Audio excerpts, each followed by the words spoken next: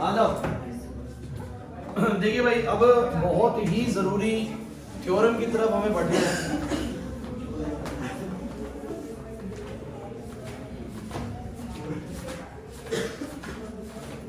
And आप लोग जानते हैं कि बेस थ्योरम ही हमारा लास्ट जो केस है ना, बेस थ्योरम थोड़ा बेस और टोटल प्रोबेबिलिटी ही बचा हुआ है। ये बचा हुआ है ना। सुनो भाई, मैंने आप लोगों को अब तक ये सब प्रैक्टिस करवा दिया है। अगर आप लोग थोड़ा सा ढंग से पढ़ रहे हैं ना तो फिर आप लोगों को पता होगा अच्छे से। ठीक है, ये मिटा देता हूँ। कंडीशनल प्रोबेबिलिटी मैंने आप लोगों को करवाया। पहली चीज मल्टीप्लिकेशन थ्योरम करवाई। मल्टीप्लिकेशन थ्योरम में 3 तरह के क्वेश्चंस हैं, आप लोगों को पता होगा।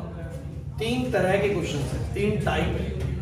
पहली टाइप वही 2 बॉल निकाल रहे, 3 बॉल निकाल रहे, 3 मार्बल, 3 कार्ड, 4 कार्ड, दोनों ये तीनों ये, विद रिप्लेसमेंट विदाउट रिप्लेसमेंट, सब बता दिया मैंने आप लोगों को। जहां फंस सकते हैं सारे केसेस डिस्कस करें। इंडिपेंडेंट इवेंट वाला कुछ भी नहीं है, बिल्कुल एक ही बात समझनी है। इंटरसेक्शन की प्रोबेबिलिटी, दोनों की प्रोबेबिलिटी प्रोडक्ट के बराबर आनी चाहिए। और प्रॉब्लम सॉल्विंग और टारगेट हिट वाला जो क्वेश्चन करवाया था वो बहुत ही इजी था, मतलब सेकंड थर्ड टाइप में कुछ है ही नहीं एक्चुअली। ठीक है, और प्रोबेबिलिटी डिस्ट्रीब्यूशन टेबल जो है वो मल्टीप्लिकेशन थ्योरम से ही रिलेट होकर बनता है। याद आ रहा है कि हम 3 बॉल निकाल रहे हैं और x डिनोट करता है नंबर ऑफ रेड बॉल्स, तो x की वैल्यू क्या क्या हो सकती है? तो 0, एक भी ना मिले रेड, 1 रेड मिले, 2 रेड मिले, 3 रेड मिले, 3 हो सकती है ना। 0, 1, 2, 3 वैल्यू हो सकती है। और फिर उन सबकी हमने क्या निकाल ली थी? प्रोबेबिलिटी। तो बन गया था प्रोबेबिलिटी डिस्ट्रीब्यूशन टेबल। नहीं आ रहा है यार कुछ भी ऐसा, ये बड़ा है। अब मैं आप लोगों को सिखाने जा रहा हूँ बेस थ्योरम, क्योंकि बेस और टोटल प्रोबेबिलिटी थ्योरम ही बचा हुआ है। सो गाइस, बेस थ्योरम में क्या होता है, इसके क्वेश्चंस की पहचान करना ही सबसे पहला काम है। इसका क्वेश्चन बहुत इजीली पहचान में आएगा और आप लोगों को क्वेश्चन में ये डिस्कशन किया जाएगा। जैसे कुछ सिनेरियोस क्रिएट कर रहा हूँ मैं। 2 मशीन है एक फैक्ट्री के अंदर, मशीन ए मशीन बी। मशीन ए जो है फैक्ट्री में 70% ऑफ द आउटपुट देती है, machine B 30% of the output देती है। मतलब मशीन काम इतना करती है, एक 70% काम करती है और एक 30% काम करती है। दोनों मशीन की पास्ट हिस्ट्री बताती है कि जो मशीन ए है वो 5% आइटम डिफेक्टिव बनाती है और मशीन बी जो है वो 10% आइटम डिफेक्टिव बनाती है। अब पूरा एक स्टॉक रखा हुआ था, उस स्टॉक में से हमने कोई एक आइटम को उठाया रैंडमली और वो हमें डिफेक्टिव मिला। क्या मिला बोलो? तो इन क्वेश्चंस में हमेशा ऐसा होगा कि लास्ट में आपको कुछ मिलेगा। अच्छा, अब आप ये बताओ, जो डिफेक्टिव मिला वो हो सकता है मशीन ए ने बनाया हो या मशीन बी ने, क्योंकि दोनों की पास्ट हिस्ट्री बताती है कि मशीन ए भी डिफेक्टिव बनाती है, मशीन बी भी बनाती है। 70% काम मशीन ए करती है, 30% काम मशीन बी करती है। तो वो क्वेश्चन ये बोलेगा कि हमने एक स्टॉक में से ऐसे एक आइटम उठाया और वो डिफेक्टिव मिला, तो कुछ मिला। ध्यान रखना इस बात का, कुछ मिला, डिफेक्टिव मिला। So what is the probability that this item is made by the machine A, या what is the probability that this item is made by the machine B? ऐसे क्वेश्चन आएगा आप लोगों को कि आपको इधर कोई एक सिनेरियो क्रिएट करेगा, उस सिनेरियो के बाद बोलेगा मुझे ये मिला। अब जो ये मिला इसकी क्या संभावना है कि ये इसमें से मिला, क्योंकि आपके पास 2 केसेस होंगे कि इसमें से भी आ सकता है उसमें से। तो पूछेगा इसमें से मिलने के कितने। क्लियर होगा कि नहीं? वो क्वेश्चन नहीं आएगा। मैंने और भी आपको क्वेश्चंस करवाए थे इस तरह के, और सुन लेते हैं। एक मैंने ऐसा क्वेश्चन करवाया तुम लोगों को कि कॉलेज के कुछ बच्चे हॉस्टल में रहते हैं और कुछ बच्चे अपने घरों पे रहते हैं। ऐसे ही होता है कॉलेज में, कुछ बच्चे हॉस्टल्स में स्टे करते हैं और कुछ बच्चे घरों पे रहते हैं। पास्ट हिस्ट्री बताती है कि इतने % बच्चे जो हॉस्टल में रहते हैं वो ए ग्रेड अटेंड करते हैं, और जो घरों पे रहते हैं उसका इतना प्रतिशत जो है वो ए ग्रेड अटेंड करता है। घरों वालों का इतना है और हॉस्टल वालों का सक्सेस रेट इतना है। अब लास्ट में एनुअल एग्जामिनेशन में हमें किसी बच्चे की ए ग्रेड मिलती है, हमें नहीं पता वो हॉस्टल का है कहाँ का, ए ग्रेड मिलती है, ये मिला, ए ग्रेड मिली। व्हाट इज द प्रोबेबिलिटी कि वो हॉस्टलियर है? क्या संभावना है कि वो हॉस्टल का बच्चा है? तो हम निकालेंगे चांसेस उसके। समझ में आ रहा है कि नहीं आ रहा? तो हमेशा इन क्वेश्चंस के अंदर आप लोगों को क्या करेंगे, आपको पहले एक सिनेरियो क्रिएट करेंगे, फिर बोलेंगे मुझे ये मिला। अब क्या संभावना है कि ये इससे मिला? मैंने एक एग्जांपल और दिया था हमेशा, जेएमएस के सेंटर के अंदर इतने % गर्ल्स हैं, इतने % बॉयज हैं। फिर पास्ट हिस्ट्री बताती है कि सेंटर की चेयर जितनी भी टूटी है, आज तक कोई भी चेयर टूटती है तो उसमें 80% जो है बॉयज ने तोड़ी है और 20% चेयर जो है किसने तोड़ी है? गर्ल्स ने तोड़ी है। ठीक है, अब सेंटर में इतने % गर्ल्स भी हैं, इतने % बॉयज भी हैं। अब क्या होता है कि हम सेंटर में आते हैं और हमें एक चेयर टूटी हुई मिलती है। फिर जो मिला ना कुछ फिर से, तो हमें एक चेयर टूटी हुई मिलती है। क्या प्रोबेबिलिटी है कि ये चेयर गर्ल्स ने तोड़ी है? अब उसके चांसेस निकालेंगे कि अभी इतने % तो गर्ल्स हैं और इतने % ये चांसेस होते हैं कि तोड़ती हैं। तो वहाँ से कुछ कैलकुलेशन बनेगी, वो हम करेंगे। तो आपने इन तीनों क्वेश्चंस में एक सिमिलैरिटी महसूस करी होगी कि यहाँ पर एक सिनेरियो के बाद आपको कुछ मिला था। जैसे पहले क्वेश्चन में जो मैंने आपको बताया था, पहले क्वेश्चन में आपको डिफेक्टिव आइटम मिला था, दूसरे वाले क्वेश्चन में ए ग्रेड मिली थी बच्चे की, तीसरे वाले क्वेश्चन में चेयर टूटी हुई मिली थी। और फिर हर बार ऐसा होता है कि जो मिला है ना वो इसमें से भी आ सकता है, इसमें से भी। डिफेक्टिव आइटम मशीन ए का भी हो सकता है, मशीन बी का भी हो सकता है। तो आपसे पूछेगा क्या प्रोबेबिलिटी की मशीन ए से है? क्या प्रोबेबिलिटी की मशीन बी से, तीसरी मशीन भी डाल सकता है मशीन सी से, ठीक है। ऐसे ही ए ग्रेड में लिया तो क्या संभावना है कि हॉस्टेल है, क्या संभावना है कि ये मतलब घर पे रहने वाला बच्चा है। रोटी चेयर में लिए क्या संभावना है लड़की है, क्या संभावना है कि लड़का है। तो पहले तो समझना जरूरी है क्वेश्चन के फॉर्मेट को। अगर क्वेश्चन का फॉर्मेट अभी तक आपको बात समझ में आ गई कि हाँ क्वेश्चन इस तरह का होगा तो वो क्लियर है आप लोगों को, नहीं है बात समझ में, नहीं है क्वेश्चन का फॉर्मेट क्लियर हुआ पक्का, मैं आगे बढ़ सकता हूँ इसके बाद। चलिए अब हम क्या करेंगे, सीधा क्वेश्चन स्टार्ट करेंगे भाई, तो कर दे शुरू।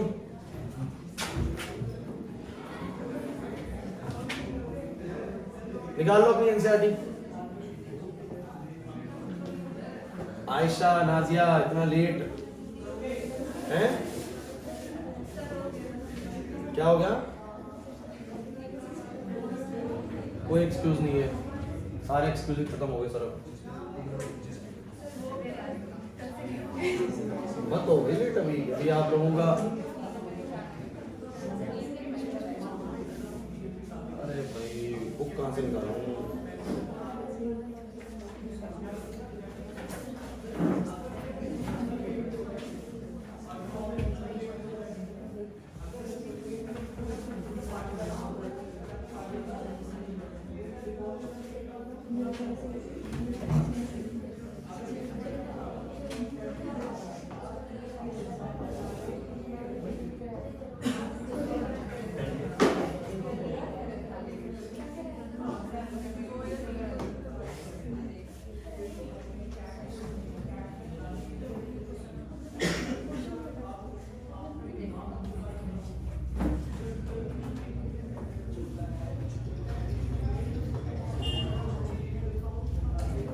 चलो भाई आ जाओ बच्चों।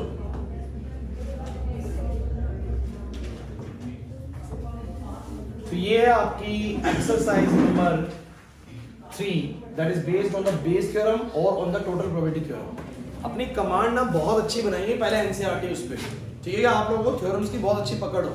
जैसे तुम मुझे बताओ कि कैसे पहचान रहे हो कि मल्टीप्लिकेशन थ्योरम से क्वेश्चन है, कैसे पहचान रहे हो? बहुत अच्छी, एक से ज्यादा चीजें निकल रही है, 3 बॉल निकाल रहे हैं, 3 मार्बल निकाल रहे हैं, पकड़ आ रहा है एकदम से यार, कोई टेंशन ही नहीं है, बेस में ऐसा कुछ नहीं करता, ठीक है।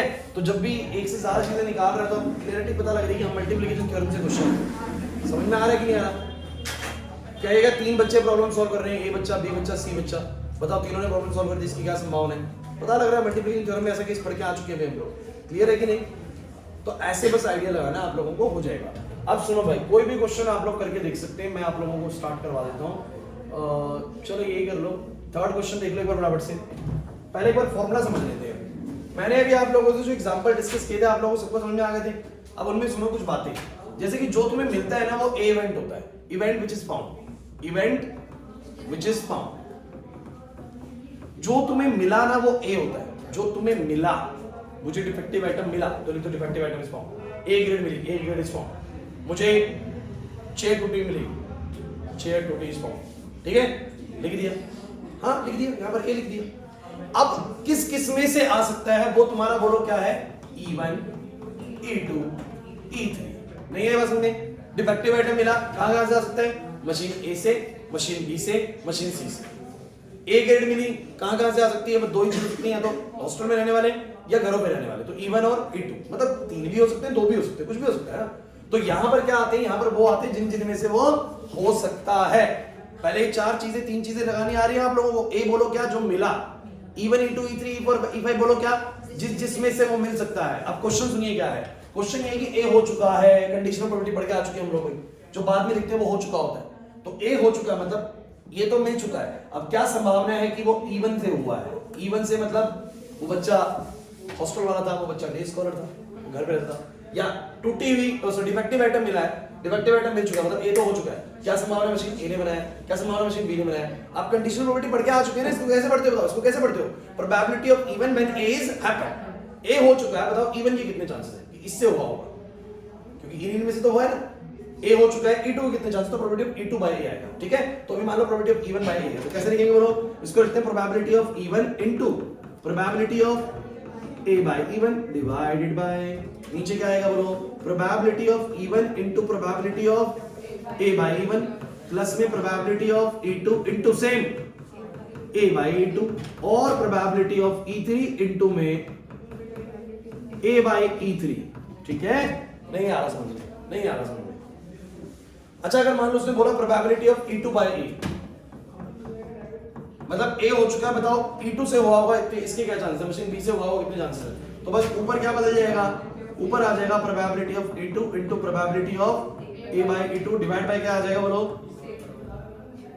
Divide by same. ये लो भाई, नहीं आई बात समझ में, नहीं आई बात समझ में, क्लियर है? और probability of E3 by A same हो जाएगा, बस E3 वाली चीजें ऊपर आ जाएंगी, बाकी टोटल वाला नीचे सेम आएगा। अब कोई भी क्वेश्चन आप लोग ट्राई कर लीजिए। क्वेश्चन नंबर 3 देख लीजिए जल्दी से। क्वेश्चन नंबर 3 देखिए आप लोग फटाफट से। क्वेश्चन नंबर 3 में कहता है कि of the students in a college it is known that 60% reside in hostel and 40% are the day scholar not residing in the hostel. 60% बच्चे हॉस्टल में रहते हैं और 40% बच्चे घरों पे रहते हैं। प्रीवियस ईयर रिजल्ट ये शो करते हैं कि 30% बच्चे जो हॉस्टल में रहते हैं ए ग्रेड अटेंड करते हैं, 20% बच्चे वो जो घरों पे रहते हैं वो ए ग्रेड अटेंड करते हैं।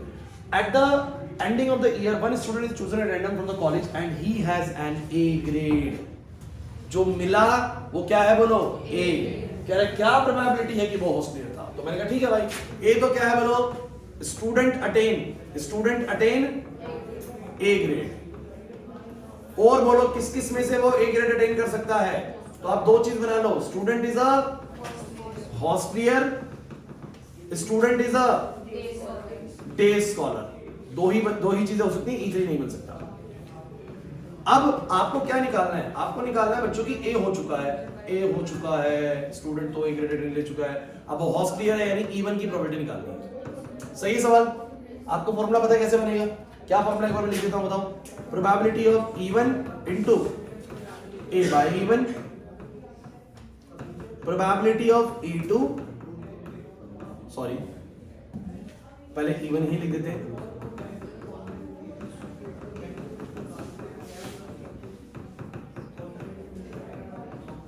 कुल मिला के बताओ। मैंने फॉर्मूले में बहुत सारी चीजें लिखी हैं हर्षित, लेकिन मुझे निकालनी 4 ही चीजें हैं।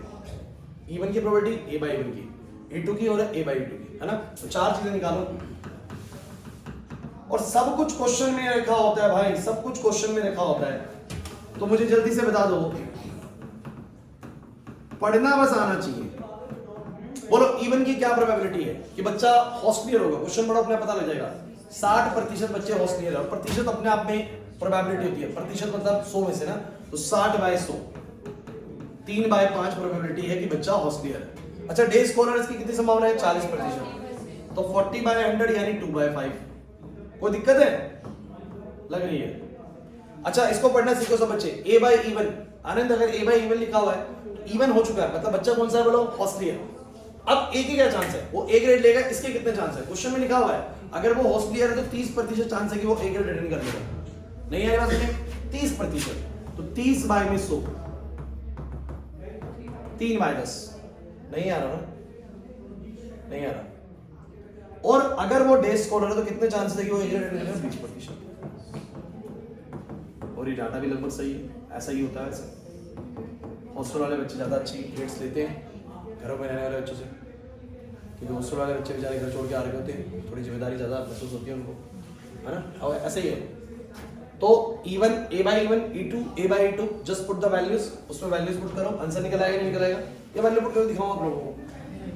अच्छा अगर ये क्वेश्चन में 3 इवेंट्स होते हैं, E1 E2 E3, बस तीसरा होता है कुछ भी नहीं।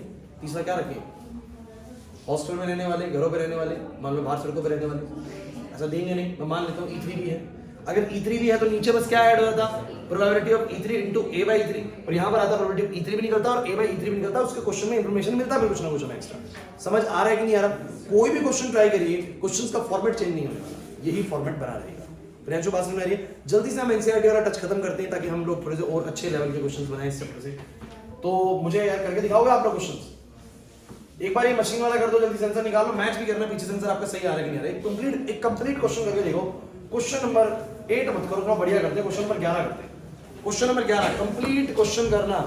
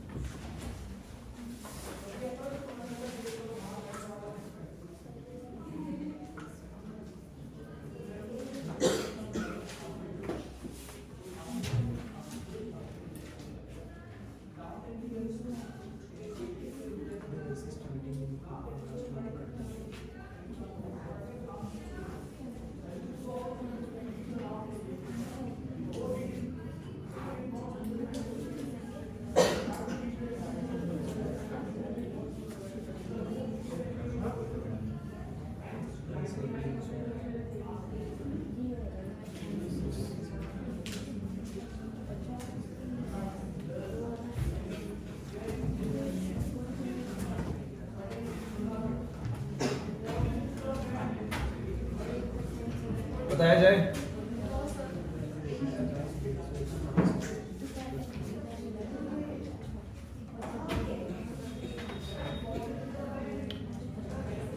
तो टेस्ट वही प्रिपेयर करना है, ऐसे नहीं कि बिना टेस्ट प्रिपरेशन के आ रहे हो आप लोग। जितनी बार टेस्ट दोगे, जितनी बार प्रिपेयर करके दोगे, आप लोगों की तैयारी उतनी बढ़िया होती चली जाएगी। ठीक है, तो नेक्स्ट मंडे आप लोग फिर दोबारा से टेस्ट देंगे, सेम चैप्टर्स हैं, बस प्रोबेबिलिटी ऐड हो गया। ठीक है, करके आइए लास्ट में कितने नंबर टेस्ट में लिस्ट नहीं भेजी मैं इसकी, मैंने अभी तो टेस्ट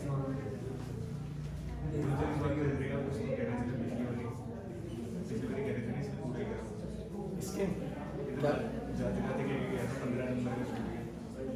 इसके नंबर इतने खराब नहीं है, लेकिन मतलब ये बहुत काम चलाओ तरीके से करके गया है, लेकिन फिर भी इसके 33 नंबर है लगभग 50 में से। बहुत काम चलाओ तरीके से करके गया है, ये दिख रहा था पेपर के अंदर ही। थोड़ा सा और मेहनत अच्छे से करके आया था, ढंग से तैयारी करता और तो अच्छे भी आते। रिया ने बहुत अच्छा करा हुआ था पेपर, जागृति ने बड़ा बढ़िया। बोलो भाई।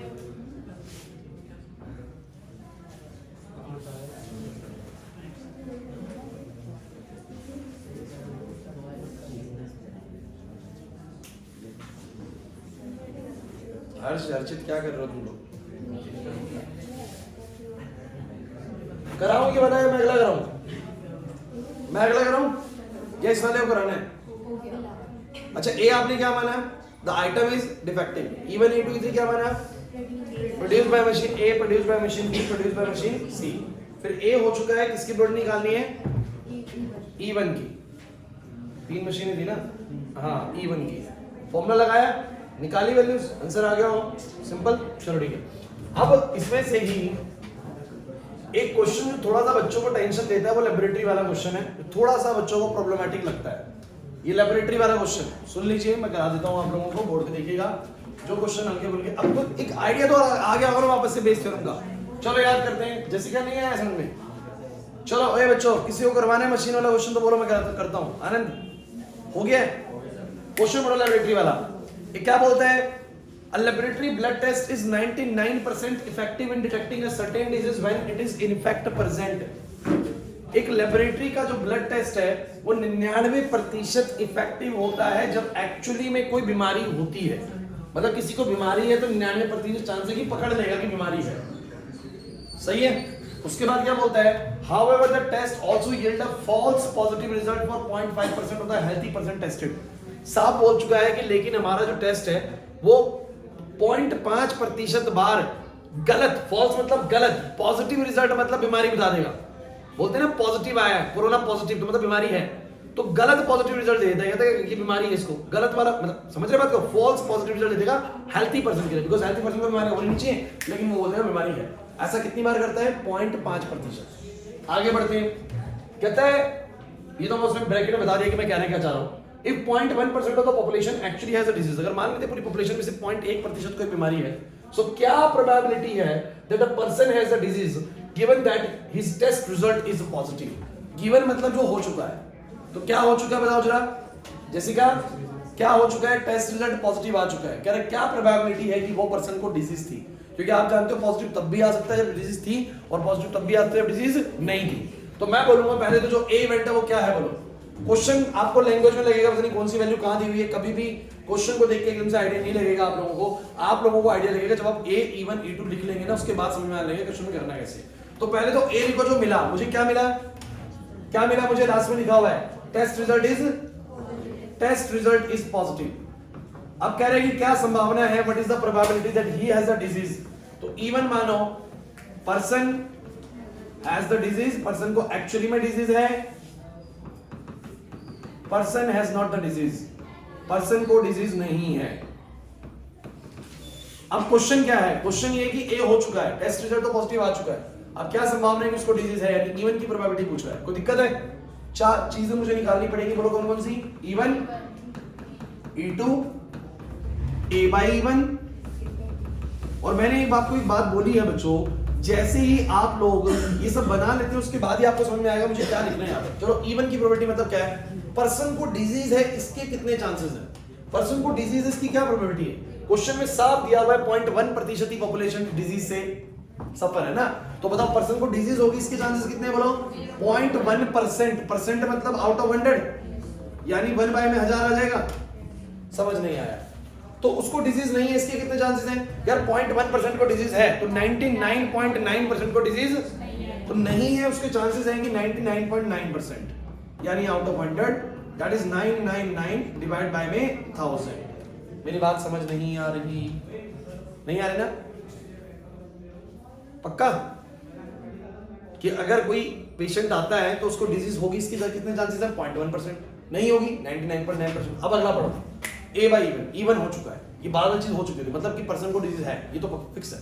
अब ए मतलब उसका रिजल्ट पॉजिटिव आ जाएगा, अब पर्सन को बीमारी है तो उसका रिजल्ट पॉजिटिव आएगा। ऐसा हमारी ब्लड टेस्ट जो है वो 99% इफेक्टिव रहती है, बीमारी जब होती है उसको पकड़ लेते हैं, तो कि बीमारी है तो रिजल्ट बता देगा पॉजिटिव है, तो ऐसा कितनी बार होता है 99%, 90 तो 99% चांस है कि बीमारी के होते हुए उसको पकड़ लेगा। और E2 है जैसे का बीमारी नहीं है फिर रिजल्ट पॉजिटिव बता देगा, बीमारी नहीं है फिर रिजल्ट पॉजिटिव बता देगा, ऐसा 0.5% होता है, 0.5% यानी 0.5 बाय में 100 यानी 5 बाय में 1000। कोई दिक्कत है, ये वही बता रहे 0.005। अब सारी वैल्यूज को पुट कर दो इस फॉर्मूले के अंदर, फॉर्मूला तुम्हें पता है कैसे बनेगा, वैल्यू पुट करो आंसर निकाल दो, खत्म कहानी। ये बना formula, probability of E one into a by E one, नीचे आएगा probability of E one into a by E one plus में probability of E2 into probability of a by E2। Clear हुआ कि नहीं हुआ, वैल्यूज पुट करो आंसर निकालो। कितने मर्जी क्वेश्चन बनाते रहो आप लोग, बेस थ्योरम कांसेप्ट चेंज नहीं करेगा, यही रहेगा। मैं आपको बताऊं ये आता भी है एग्जाम में और सबसे इजी भी है सभी थ्योरम्स के अंदर। नहीं आया अभी समझ में, बोलो और कराता हूं इसके। एक बड़ा ना अच्छा क्वेश्चन होता है ये वाला 13वां पढ़ो एक बार, उलझाने वाला क्वेश्चन थोड़ा सा। कह रहा है probability that A speaks truth is 4/5। ए आदमी सच बोलेगा इसके चांसेस 4/5, झूठ बोलने के कितने हो गए 1/5, झूठ बोलने के 1/5, क्योंकि या तो सच बोलेगा या झूठ बोलेगा, तो झूठ बोलने के हो जाएंगे एक में से माइनस कर देंगे सच वाली को ना, पता नहीं मेरी बात। अ कॉइन इज टॉस्ड, एक सिक्का उछाला गया, ए रिपोर्ट दैट हेड अपीयर्स, ए ने रिपोर्ट करा हेड आया, क्या प्रोबेबिलिटी है कि वो एक्चुअली में हेड आया, हेड आया तो हेड आया, ए ने रिपोर्ट करा हेड आया है और ए आपको पता है झूठ भी बोलता है, तो वो कह रहा है क्या चांसेस हैं कि एक्चुअली में हेड है, क्या चांसेस है कि एक्चुअली में हेड। आप ट्राई करेंगे मुझसे पहले क्या हुआ है, तो मैं आपको बस इवेंट बना के बताता हूं। ए बस ये लिखना, ए इवेंट ये लिखना that A reports, a person है, A reports that head occurs, A reports that A ने रिपोर्ट करा है हेड आया है। अब इवन क्या होगा, एक्चुअली हेड अकर,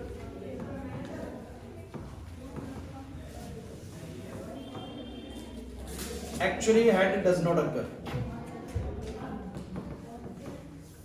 नहीं समझे मेरी बात को, नहीं समझ में ना भाई, क्या हुआ है, कह रहे ए ने रिपोर्ट करा हेड आया है, क्या प्रोबेबिलिटी कि सच में हेड था, तो मैंने बोला एक्चुअली हेड था या एक्चुअली हेड नहीं था, नहीं है बस हमने, तो मुझे बताओ मुझे क्या निकालना है। ए हो चुका है, ए ने तो रिपोर्ट कर दिया हेड है, क्या संभावना है कि एक्चुअली में हेड था, मतलब इवन की प्रोबेबिलिटी। चलो बता रहे हैं हेड के एक्चुअली में होने के चांसेस कितने हैं। हर्षित सिक्का उछाल रहे हो तो हेड के एक्चुअली में होने के चांसेस कितने हैं 1/2, और एक्चुअली में ना होने के चांसेस कितने हैं 1/2। अब सब बच्चे बताना, इवन हो चुका है मतलब कि एक्चुअली में हेड है, एक्चुअली में हेड है, तो ए हेड रिपोर्ट कर देगा कि हाँ हेड ही है, इसके कितने चांसेस है कि मतलब हेड है तो वो हेड ही रिपोर्ट करेगा, मतलब सच बोलने के कितने चांसेस है 4/5, 4/5। नहीं है बात समझ में। और probability of a by E2, इसलिए तो मैं कहता हूं कि आपको पढ़ना आना चाहिए। a बाई E2 मतलब E2 हो चुका है मतलब कि हेड नहीं आया, हेड अब क्या संभावना है कि वो हेड बोल देगा, मतलब झूठ बोल देगा, झूठ बोल देगा 1/5। अब वैल्यूज डाल दो आंसर आ जाएगा। करके बताऊं, करके बताऊं। इवन की प्रोबेबिलिटी 1/2, a बाई इवन की 4/5, नीचे 1/2 इंटू 4/5 प्लस में 1/2 इंटू 1/5, सबका 1/2 नीचे से कॉमन लेके ऊपर का 1/2 कट जाएगा, 4/5 नीचे 5 बाय 5 1 हो जाएगा, आंसर 4 बाय 5 आना चाहिए, है ऑप्शन में 4 बाय 5 है। सिक्स्थ 15 आसान है।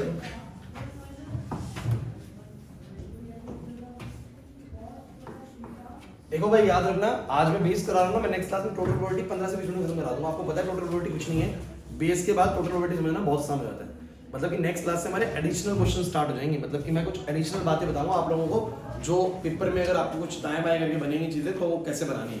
अदरवाइज चैप्टर मेरी तरफ से हो जाएगा खत्म, क्योंकि थ्योरम सारी हो जाएंगी हमारी नेक्स्ट क्लास तक, ठीक है। तो थोड़ा सा आप लोग अपने एंड प्रोबेबिलिटी करके पढ़ना स्टार्ट कर दो भाई, अभी भी नहीं गया तो। क्वेश्चन क्या है, 3 कॉइन्स है, एक कॉइन है 2 हेडेड कॉइन। एक कॉइन कैसा है बोलो, 2 हेडेड कॉइन जिसके दोनों तरफ हेड है। एक कैसा है, बाइस्ड कॉइन, इसमें 75% हेड आता है। और एक कॉइन कैसा है, अनबाइस्ड कॉइन है, अनबाइस्ड कॉइन है। अब बताओ, कह रहा है one of the 3 coin is chosen at random, इनमें से कोई 3 कॉइन में से एक कॉइन ऐसे उठाया गया और फिर उसको उछाला गया और हेड मिला, और क्या मिला, हेड।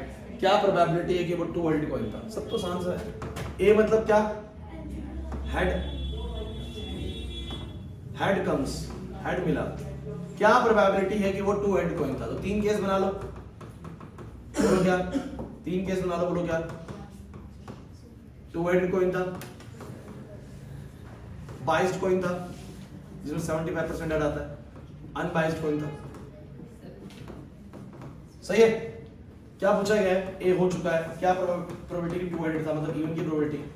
3 चीजें निकलेंगी, इवन की प्रोबेबिलिटी, E2 की प्रोबेबिलिटी, E3 की प्रोबेबिलिटी, A बाय इवन की, A बाय E2 की,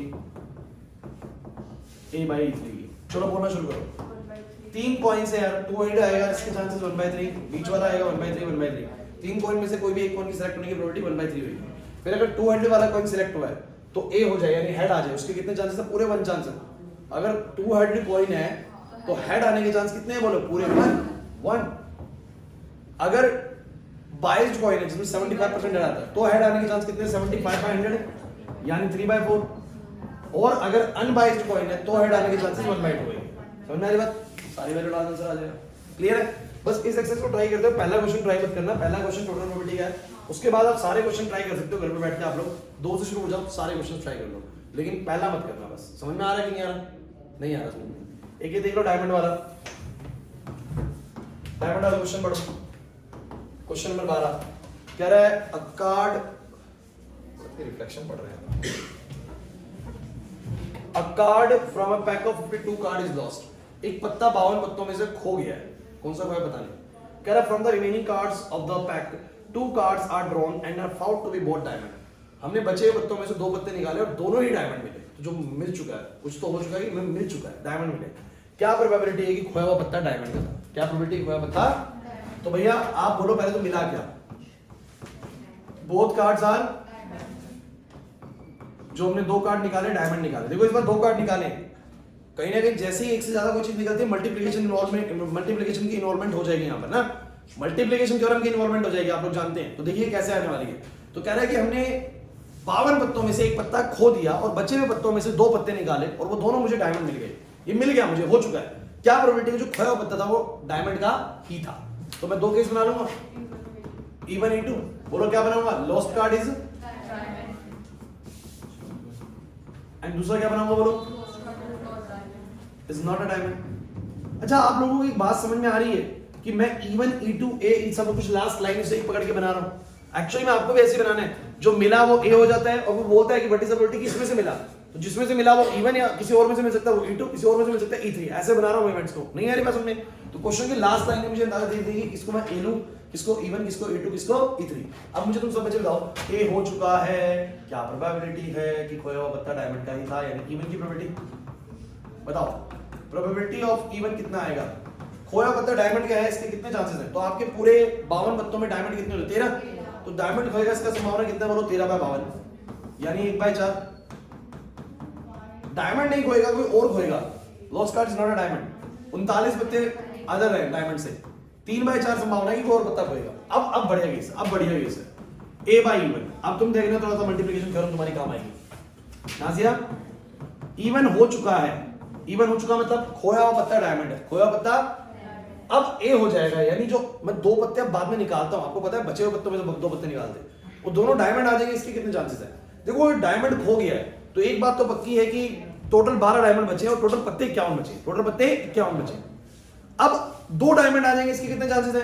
तो भैया डायमंड की टोटल 12 है और कार्ड्स 51 है, तो पहला डायमंड आएगा probability of DD, probability of diamond diamond.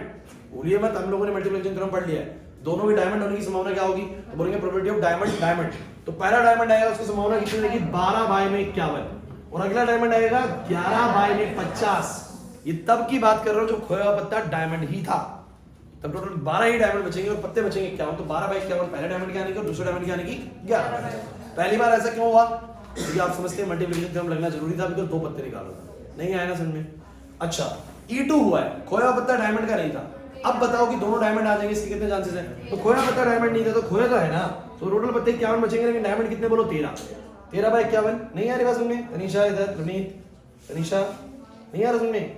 कर लोगे ना? और बोलो 12/50। मुश्किल है? कितना इजी है, यही है, बस यही करना है आप लोगों को। कोई भी क्वेश्चन कर लीजिए आप लोग, बेस थ्योरम ऐसे ही होता है। एक बार आप पहले एनसीईआरटी वाली अपनी कमांड अच्छी करिए, मैं आपको फिर लेके चलूंगा थोड़े और अदर क्वेश्चंस की तरफ भी, लेकिन पहले मेरे को ये कहूँ कि आपको ये सब अच्छे से आ गया। कोई डाउट है? आ जाओ। मिससीनियस का एक बड़ा ही अच्छा सा क्वेश्चन था, लास्ट टाइम भी हम लोगों ने करा था और आप बहुत सारे बच्चे फंस गए थे इसमें। क्वेश्चन ये है, पढ़ लीजिए, अच्छा क्वेश्चन होता है ये 7th वाला। पढ़ो सब बच्चे, सारे हो गए लगभग, देख लो हमारे बहुत सारे क्वेश्चंस करा दिए आप लोगों को। Assume that class, इधर कर रहा हूँ, मेरे को जोर पड़ रहा हूँ, बदले देखो। Assume that the chances of a patient having a heart attack is 40%। Ayesha, मान के चलते हैं कि आदमी को हार्ट अटैक होने के चांसेस कितने हैं बोलो? 40% चांस है। It is also assumed that a meditation and yoga course reduce the risk of the heart attack by 30%। मान के चलते हैं कि जो मेडिटेशन और योगा कोर्स है वो इस अटैक के चांस को 30% से कम कर देता है। रिड्यूस्ड बाय 30%, 30% रिस्क कम कर देगा। 40% तो चांस है और कह रहा है कि 30% कम कर देगा। ये मत समझना कि बस 10% बचेगा, यही गलती लास्ट टाइम हो रही थी जब पूछ रहे थे, है ना? बच्चों से 40% चांस है, 30% कम हो गया, बचा ही 10%। वो टोटल रिस्क का 30% कम करेगा, बस 70% चांस तो अभी भी है अटैक आने का, है ना? और सुनो, अगर वो ड्रग लेता है प्रिस्क्रिप्शन ऑफ सर्टेन ड्रग्स तो उसका चांस 25% कम हो जाता है, 25% रिस्क कम हो जाता है। अब बताइए, at a time the patient can choose any of the 2 options with equal probability. वो ड्रग्स मेडिटेशन, मतलब मेडिटेशन या योगा करेगा या कोई प्रिस्क्रिप्शन लेगा ड्रग्स की, दोनों को इक्वल प्रोबेबिलिटी से चूज कर सकता है। ठीक है, मेडिटेशन योगा साथ में बोल रहा हूँ और सर्टेन ड्रग्स जो है वो एक साथ बोल रहा हूँ मैं। ठीक है, so it is given that after going through one of the 2 options the patient selected random suffers heart attack. इतनी सारी बात होने के बाद भी अटैक पड़ गया उसको, तो ये हो गया है, ए हो चुका है, पर्सन को अटैक आ गया है। अब find the probability that the patient followed a course of meditation and yoga. क्या संभावना थी कि वो मेडिटेशन और योगा वाला कोर्स फॉलो कर रहा था? तो आप लोग पहले ए इवेंट मानिए, बोलो ए इवेंट क्या मानोगे? ए इवेंट क्या मानोगे? मरा नहीं, person suffers heart attack, person को अटैक पड़ गया, ये तो हो चुका है। अब 2 संभावनाएं बन रही है। उसने बोला कि क्या संभावना है कि मेडिटेशन योगा करता, हम बोलेंगे person follows a course of. Paper में सही से लिखना, मतलब लिखना ऐसे ही है, ठीक है? मैं तो शॉर्ट में कुछ भी लिख दे रहा हूं, लेकिन आप लोग ऐसे लिखना, person follows a course of meditation and yoga. यहां तो मैंने पूरा लिखा, कुछ जगहों में शॉर्ट में लिख रहा हूं। इधर क्या बोलोगे? Person follows a course of certain drugs. अबे ड्रग्स दवाइयां हैं, समझ में आ रही बात? ये सोचा अटैक पड़ने वाला है, ये ड्रग्स ले रहा है, तो यहां पर क्या आएगा बोलो? ए हो चुका है। अब इवन की क्या संभावना रही होगी कि मेडिटेशन योगा से हुआ होगा? ठीक है, तो 4 चीजें निकाल ली क्लास, ये बहुत जरूरी केस है। तो यहां पर मुझे 4 चीजें, आप लोग जानते हैं फॉर्मूले में इन 4 चीजों की जरूरत पड़ती है। Probability of E1, probability of E2, probability of A/E1 and probability of A/E2। चलिए बच्चों, क्या संभावना है कि वो मेडिटेशन और योगा चूज करके बैठा होगा?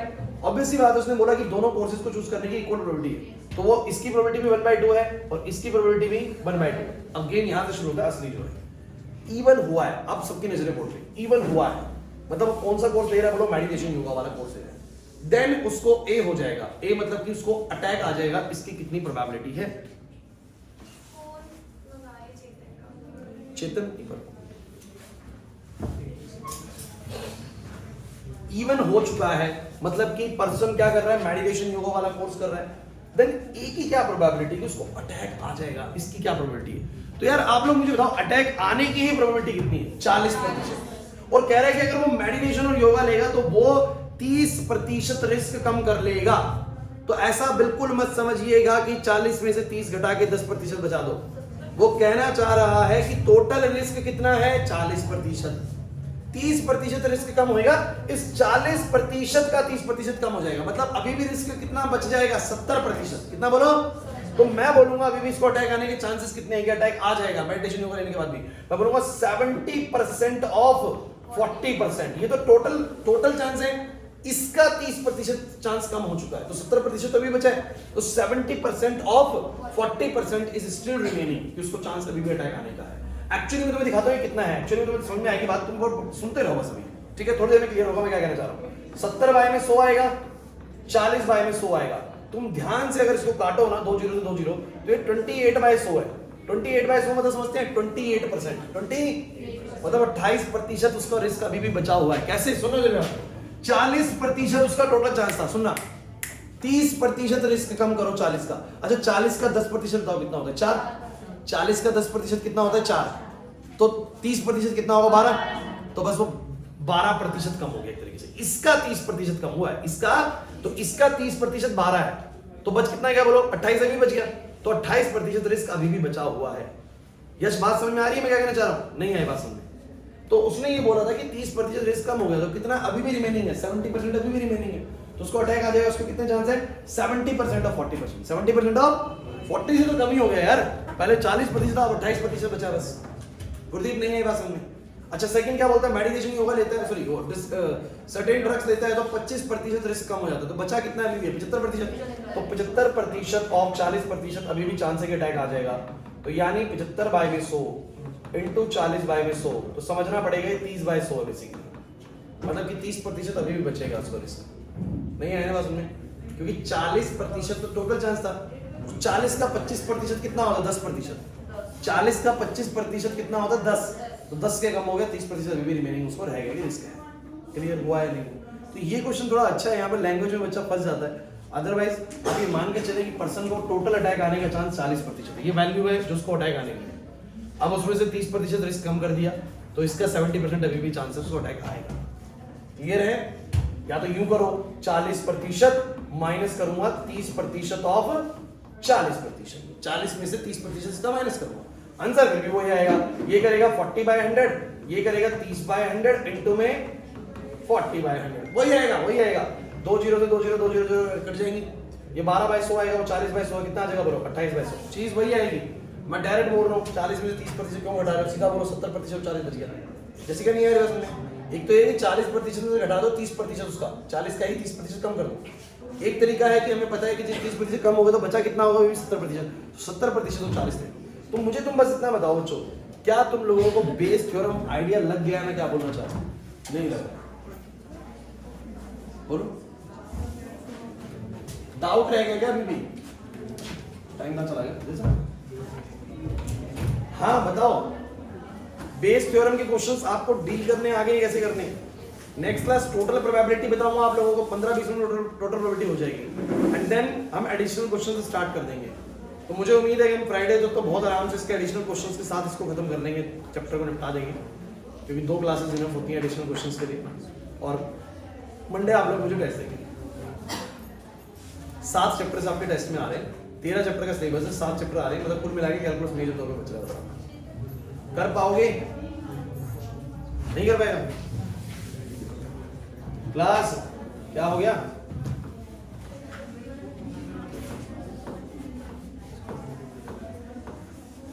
ये सुनो, ये भी थ्योरम पे टिक लगा देते हैं। मतलब क्या बच गया? Total probability theorem. और ऐसे ही आप लोग अपना बना के रखें कि हाँ मुझे पता है कि इसका क्या मतलब है, कंडीशनल का क्वेश्चन कैसा होता है, मल्टीप्लिकेशन का कैसा होता है, बेस का कैसा होता है, प्रोबेबिलिटी डिस्ट्रीब्यूशन टेबल, और जो कुछ बचेगा सर मुझे पता नहीं लगता किससे क्वेश्चन है, आप एक बार सब थ्योरम को जब अच्छे से समझ लेते हैं तो पता लग जाता है क्वेश्चन पढ़ के कि ये एक्चुअली में बेस से तो नहीं है कहीं। बेस का क्वेश्चन तो एकदम लैंग्वेज समझती पढ़ में आता है, ये मिला, क्या प्रोबेबिलिटी है कि इसमें से आया है। बेस में ही होता है ऐसा। मल्टीप्लिकेशन का एकदम पकड़ में आता है, 3 बॉल निकाल रहे हैं, 4 बॉल निकाल रहे हैं, 3 कार्ड निकाल रहे हैं, 4 कार्ड निकाल रहे हैं, तीनों ये मिल गए, चारों ये मिल गए, ये मल्टीप्लिकेशन का क्वेश्चन है। समझ में आ रहा है कि नहीं आ रहा? नहीं आ रही बस पक्का कर लोगे ना इतने तक तो परसों मिलेगी ना, तो थोड़ा सा प्रोबेबिलिटी प्रिपेयर करके आओ घर से। टेस्ट के लिए वैसे भी करना है, वैसे भी घर पे प्रिपेयर कर लो, ठीक है? तो मिलते हैं परसों।